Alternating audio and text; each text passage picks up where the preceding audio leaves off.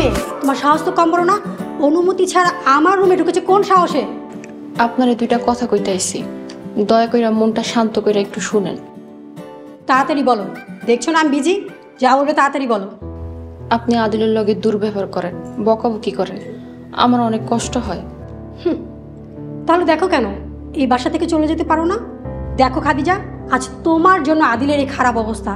তুমি যেই দিন এই বাসা থেকে চলে যাবে সেই দিন আদিল মুক্ত। বুঝতে পেরেছো? ক্লিয়ার? এইটা কখনো সম্ভব না।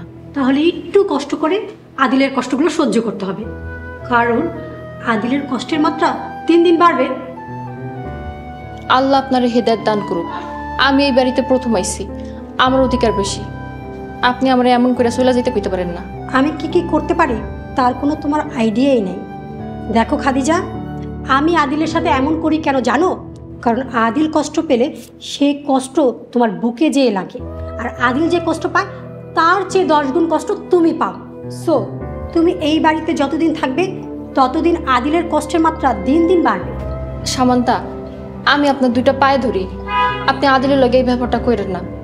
যদি দরকার হয় আমি এই বাড়িতে কাজের বেটি হয়ে থাকবো। স্বামীর লগে এই ধরনের আচরণ করা ঠিক না, তাতে আল্লাহ নারাজ হয়। দেখ, আমাকে জ্ঞান দিতে আসবি না, যা বের হ, গেট আউট।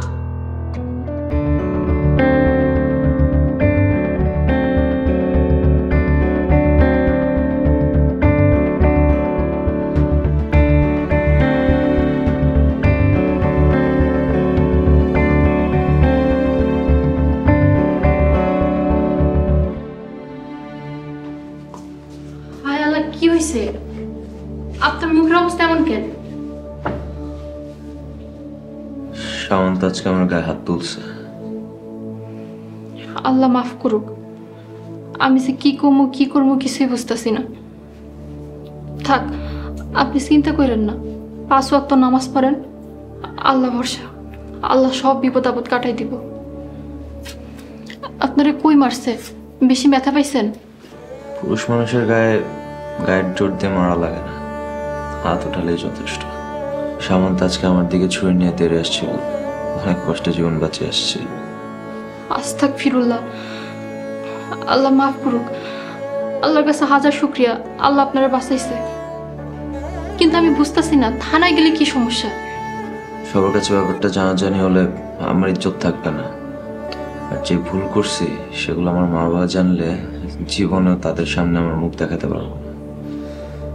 সামন্তার একটাই কথা, তোমাকে এই বাড়ি থেকে তাড়ানো। আদিল, আমি আপনার লাগে সবকিছু করতে পারবো, কিন্তু আপনারা সাইরা যাইতে পারবো না। ওয়াও, খুব ফ্রেন্ডলি লাগছে তাই না? তুই কবে যাবি বল? আল্লাহর দোয়াই লাগে, আপনি ওনারে কিছু কইেন না। দরকার হলে আমার জীবন নেন, তা ওনার ক্ষতি কইরেন না। তুই যত ইচ্ছা ততদিন থাক। এই ঘর যেহেতু তোর জীবন, তুই যার জন্য এই ঘর ছাড়ছিস না তাকেই তুই তোর জীবনে পাবি না। চলো। ওনারে কিছু কইেন না, আমার কথাটা শুনেন।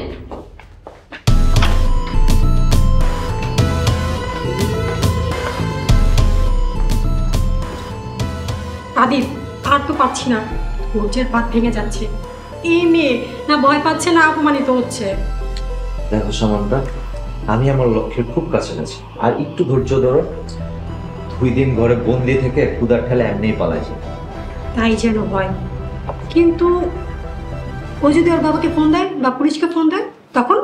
সেটাও করতে পারবে, কারণ আমি যখন ওর সাথে ছিলাম আমি লুকিয়ে আস্তে করে ফোনটা নিয়ে চলে আসছি। ও মাই গড, আমার যে আমার বুদ্ধি আছে। চলো চলো আমাদের একটু।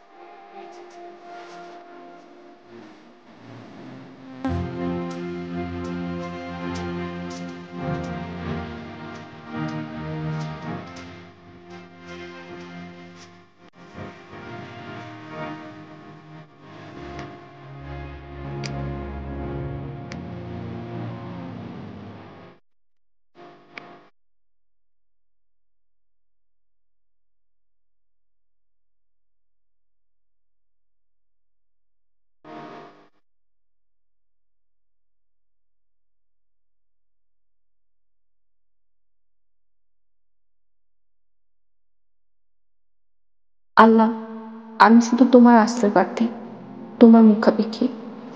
সাহায্য করো মাগো, ক্ষুধা সহ সব ধরনের কষ্ট সহ্য করার ক্ষমতা দাও।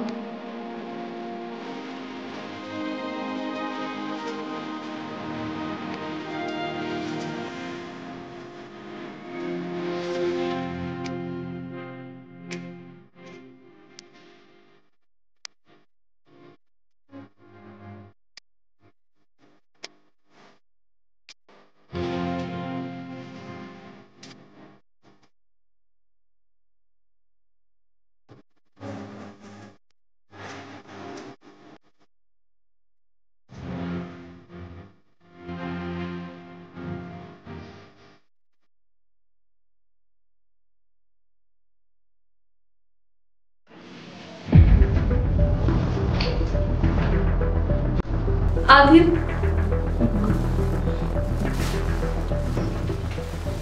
কেমন আছো শোনা? ভালো আছি। আপনারা দেখে আমার সব কষ্ট দূর হয়ে গেছে, আলহামদুলিল্লাহ। আচ্ছা, দেখো।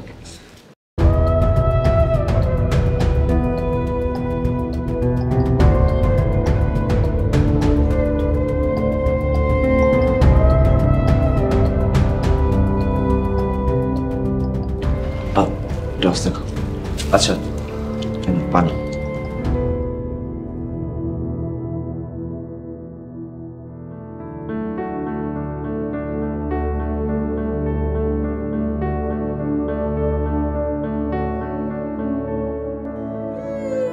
অনেকক্ষণ তো থাকলেন, এবার নিচের ঘরে যান।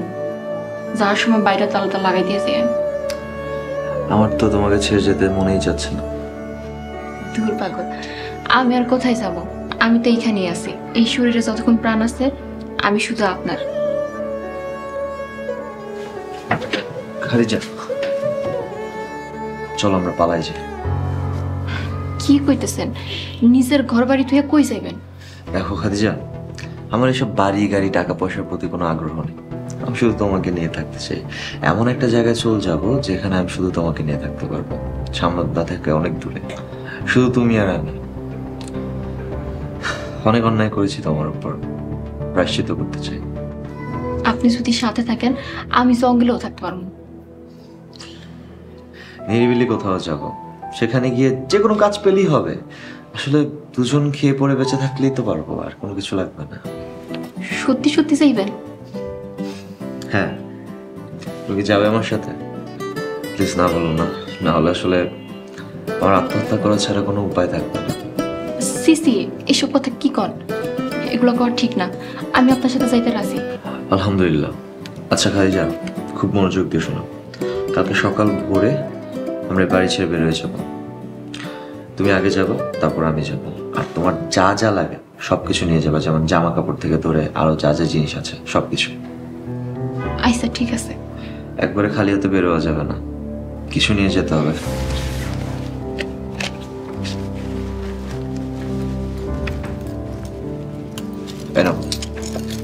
এগুলো রাখ। না না, এগুলো লাগবো না। আমি দরকার হইলে মাইনসের বাড়িতে কাজ করে আপনার খাওয়ানো। এগুলো লাগবে, তোমার সব করা দরকার নেই। শোনো, রাখো।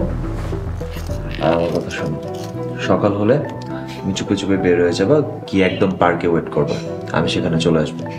ইনশাল্লাহ, কোনো সমস্যা নেই। আচ্ছা, আমি তাহলে যাই, সকালবেলা দেখা হবে ইনশাল্লাহ। ইনশাল্লাহ। আর হ্যাঁ, আমি দরজা টেনে দিয়ে যাচ্ছি, লক থাকবে না।